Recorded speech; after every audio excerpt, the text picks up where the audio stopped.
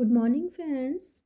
Topic है आज का कीटोन्स, बीएससी पार्ट सेकंड की ऑर्गेनिक केमिस्ट्री की यूनिट कार्बोनिल कंपाउंड्स, और इसमें आज हम ले रहे हैं कीटोन्स के प्रिपरेशन मेथड्स।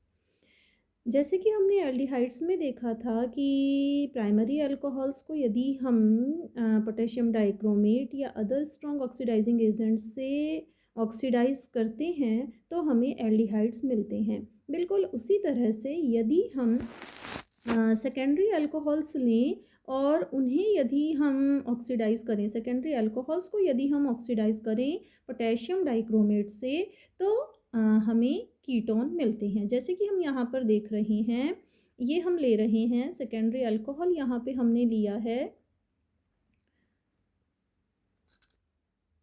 ये हमने लिया यहाँ पर secondary alcohol propane two all या 2 प्रोपेनॉल। इसका हमने ऑक्सीडेशन करवाया है पोटेशियम डाइक्रोमेट से, तो हमें यहाँ पर मिल रहा है कीटोन प्रोपेनॉन, जिसका नाम है एसीटोन। इसी तरह से यहाँ भी हम देख रहे हैं कि ये हमने लिया,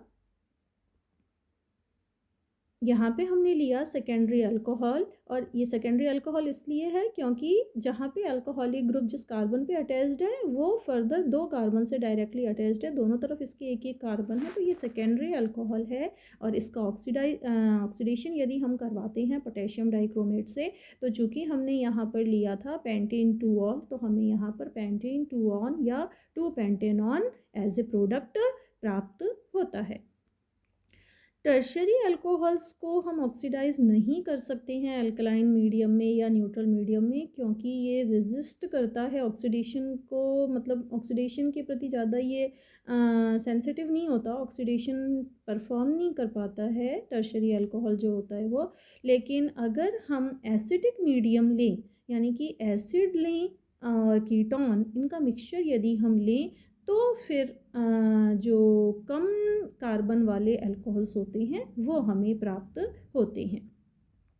नेक्स्ट है ओपन और ऑक्सीडेशन। ओपन और ऑक्सीडेशन में हम एक रिएजेंट लेते हैं, special reagent aluminium tertiary butoxide, CS3 का होल थ्राइस,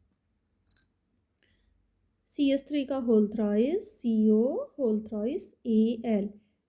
ये इस तरह से हम लेते हैं यहाँ पे एल्यूमिनियम टर्शरी ब्यूटॉक्साइड, और इसको हम रिफ्लक्स करते हैं सेकेंडरी अल्कोहल के साथ, तो क्या होता है, हमें मिलता है इसको हमने सॉल्वेंट की तरह यूज़ किया साइक्लोहेक्सेनॉन को, और हमें प्रोडक्ट की तरह यहाँ पर प्राप्त होता है कीटोन। जैसे हम यहाँ पर देख रहे हैं कि ये हमने लिया अल्कोहल, और इस अल्कोहल का हमने एल्यूमिनियम टर्शरी ब्यूटॉक्साइड के साथ हमने इसको करवाया, रिफ्लक्स करवाया, तो और यहाँ पे हम क्या ले रहे हैं, देखिए हमें प्रोडक्ट के रूप में क्या मिल रहा है, कीटोन यहाँ पर मिल रहा है। और ये जो एल्यूमिनियम जो टर्शरी ब्यूटॉक्साइड था, ये कन्वर्ट हो गया किस में, अल्कोहल में, सेकेंडरी अल्कोहल में। इसकी ये मैकेनिज्म है। आगे बढ़ रहे हैं हम और नेक्स्ट मेथड पे आते हैं, calcium salt of monocarboxylic acid other than formic acid. कोई भी कार्बोक्सिलिक एसिड बजाय फॉर्मिक एसिड के, फॉर्मिक एसिड नहीं होना चाहिए, उसके अलावा कोई भी हम अगर एसिड लें, मोनोकार्बोक्सिलिक एसिड, और उसका कैल्शियम सॉल्ट लें और उसे हम हीट करें, जैसे हम यहाँ पर ले रहे हैं कैल्शियम का कोई भी, सपोज एसीटेट हम ले रहे हैं या बेंजोइट भी हम ले सकते हैं, कोई भी अगर हम कैल्शियम का एल्केनॉइड लेते हैं और उसे हीट करते हैं, तो हमें क्या मिलता है, कीटोन्स मिलते हैं। इसी तरह से when vapours of monocarboxylic acid except formic acid are passed over magnus oxide, जैसे हमने क्या किया, यहाँ पर कार्बोक्सिलिक एसिड लिया और इस कार्बोक्सिलिक एसिड को हमने क्या किया, मैग्नस ऑक्साइड पे से डायरेक्टली पास करवाया, तो कीटोन मिलते हैं। और अगर हम दोनों एसिड का मिक्सचर ले लें, जैसे मान लीजिए हमने लिया एक एसिटिक एसिड, एक हमने लिया प्रोपेनोइक एसिड, तो जो हमें कीटोन मिलेगा उसमें क्या मिल रहा है, हमें एक तरफ मिलेगा इथाइल ग्रुप और एक तरफ हमें मिलेगा प्रोपाइल ग्रुप, यानी कि R1 हमें मिलेगा और R2 लगा हुआ मिलेगा। यदि हमने लिया था CS3COOH और CS3CS2COOH, तो हमें जो कीटोन मिलेगा उसमें एक तरफ रहेगा CS3 ग्रुप और दूसरी तरफ रहेगा CH2CH3 यानी कि इथाइल ग्रुप, और इस तरह से हमें ब्यूटेन 2 मिलेगा या 2-ब्यूटेनॉन एज ए प्रोडक्ट हमें मिलेगा। फिर है एल्कीन्स। एल्कीन्स के ओजोनोलाइसिस से हम इसको बना सकते हैं, वेल नोन मेथड है, 12th में भी हम इसको पढ़ते हैं, काफ़ी समय से इसको पढ़ते हुए हम आ रहे हैं। ये हमने लिया और उसका हमने ओजोनाइजेशन कराया, ओजोनाइजेशन के बाद या ये ऑस्मियम टेट्रोक्साइड से भी हम इसको बना सकते हैं, जैसे हमने KMnO4 से ऑक्सीडेशन करवाया है, वैसे ही यदि हम एल्कीन ले लें और उसका हम ऑस्मियम टेट्रोक्साइड से रिएक्शन करवाएं तो हमें क्या मिलेगा, डायोल्स मिलते हैं, और फिर वो डायोल्स जो हैं वो कन्वर्ट हो जाते हैं फर्दर ऑक्सीडेशन कराने पर किसमें, कीटोन में। ऑक्सीडेशन ऑफ 1,2-ग्लाइकॉल्स, ये हमने 1,2-ग्लाइकॉल लिया और इस 1,2-ग्लाइकॉल का हम क्या करवा रहे हैं, ऑक्सीडेशन करवा रहे हैं पैरायोडिक एसिड से, HiO4 से, तो भी हमें एसीटोन या कीटोन्स हमें मिलते हैं।